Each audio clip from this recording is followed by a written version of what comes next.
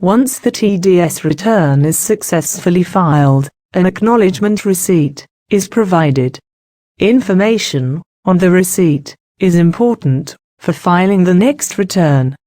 This video explains the process of entering the receipt details. Click on Masters. Click on Receipt Number. Select the details.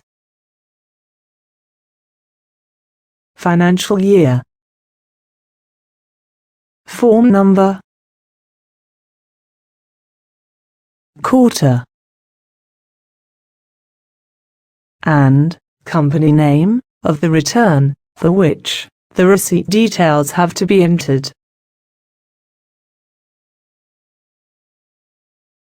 If the selected return has been prepared through the software, it will be listed.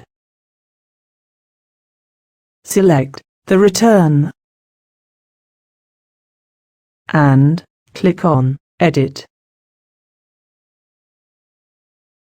The interface of recording the receipt details is displayed. Enter the receipt details, the receipt number, date of filing, token number. Click on Save. Once information is properly recorded, the token number will be displayed alongside the list of TDS returns. Click on Exit.